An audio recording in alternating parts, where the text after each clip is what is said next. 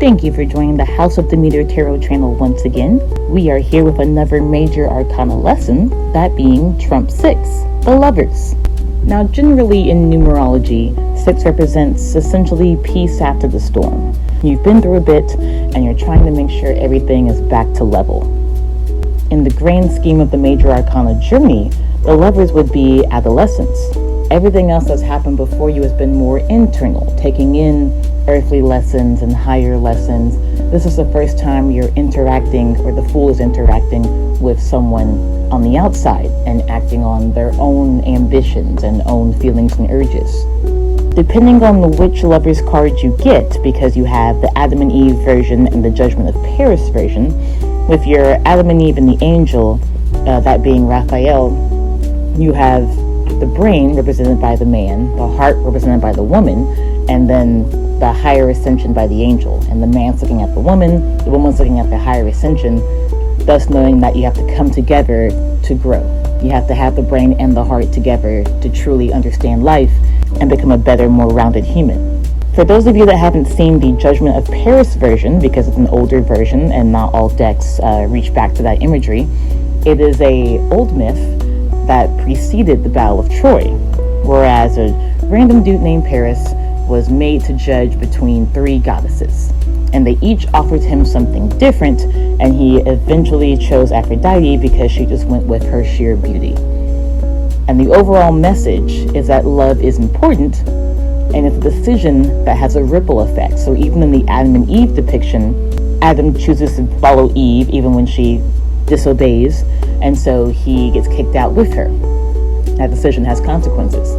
The Judgment of Paris leads to the Battle of Troy because he was given whatever woman he desired, but Helen was already married.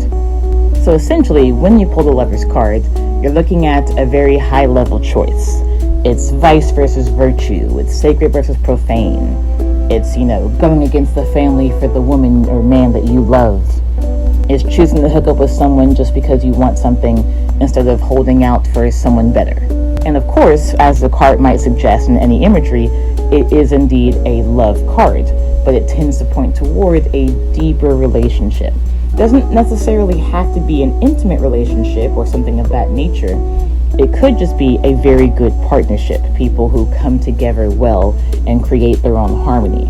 Think of like a traditional couple where one works and one stays at home, so both aspects are taken care of. But for some people, that doesn't work. So maybe you both work part-time and then you both come home and take care of the kids. It's whatever works for you, you go and find that in the other person, and together it's just perfect. Now, as you might imagine, when reversed, you don't get that. You get emotional or values conflict. Instead of having a harmony, it's just like, I can't believe you would say that. Why would you think that? We're not raising our kids that way.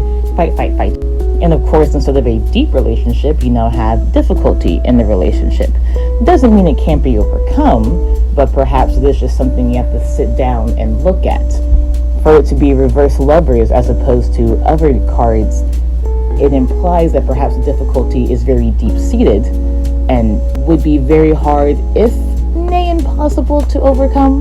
But of course, some would argue that being the Lover's card, even though it's deep-seated, you two can still find a harmony. It will just take more effort. However, another reading of the reverse Lovers is that it's not the time to get involved, especially if it shows up with the Hermit or the High Priestess. You've got a lot going on personally, be it in your life or just internally. Perhaps you're just not at a place right now to be in a relationship or to make the right decisions that would lead to a lasting, harmonious relationship. And so it's saying, hey, even if this person seems great, you're not in a good place. Like RuPaul says, if you can't love yourself, how the hell are you gonna love somebody else? That is the Lover's card. If you're enjoying these straightforward bite-sized lesson videos, then by all means like and subscribe and tell your friends. I try to post on Tuesdays and Thursdays, but sometimes life does get away from me. Thanks for sticking around, and I'll see you in the next one. Blessed be and Ajay.